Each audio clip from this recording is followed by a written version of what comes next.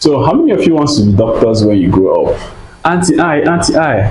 How many of you wants to be lawyers when you grow up? I. How many of you wants to be engineers, pilots, doctors, and all of that? You remember this experience when we were growing up in the classroom? I'm sure all of us do. It's funny how we all desired beautiful titles. We all desired that's respect that comes with these professions I just mentioned. None of us wanted to be traders. Yes, there are few, but there are few, very few that mention that especially that they wanted to be traders. So was mentioned governors, we want to be president, we want to be politicians, we want to be be something big. There's nothing wrong with that, but the problem that I personally have with it is that we saw this as success. We saw this as the true definition of success. That if we can become a doctor in future, a certified doctor in future, then we are successful. If we can become lawyers tomorrow, then we are successful. And fast forward to today, many of us are doctors, and we have doctors who are struggling to pay rent. We have lawyers who are finding it very difficult to pay for their children's school fees. We have pilots, yeah, who are still struggling with one part of their life or the other, and that tells us that truly these are titles and not the true success. Now, that doesn't mean that desiring these things are not good.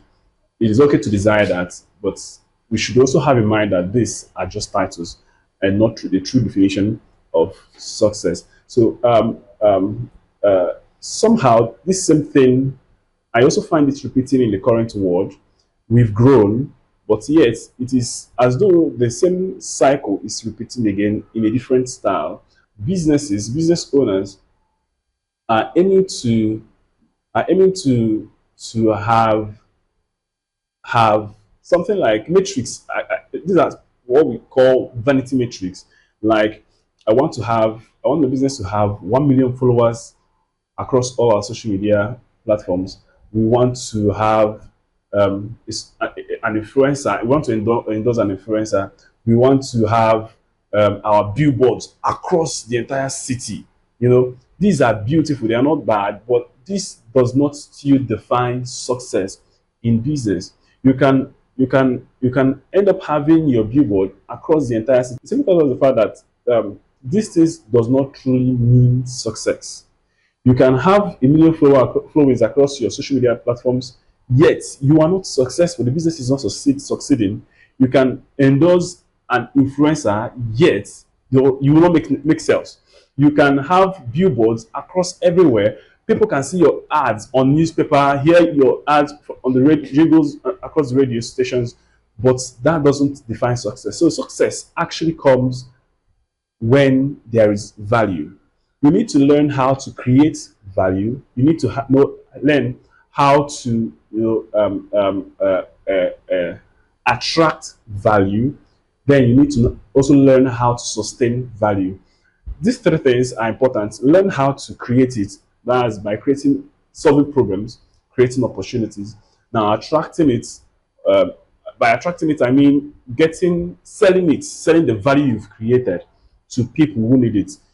Like the other day, we discussed about how we can have um, value, but we have not given it exposure. So you need to create the value and give it the right exposure to market it to the right people, get it to the hands of the people that need it, and also learn how to sustain it for years.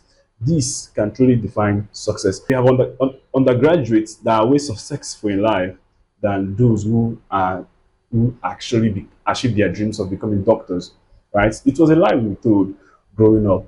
Currently, we are also being sold another lie that visibility um, is everything. Yes, it is, but there is more to success other than just having visibility. I hope that this is helpful to you. If it does, please, I would encourage you to share this information to more persons on this platform. Thank you for listening. Remember, this is Brando Jean, and this is the Oxygen for Business Growth. Cheers.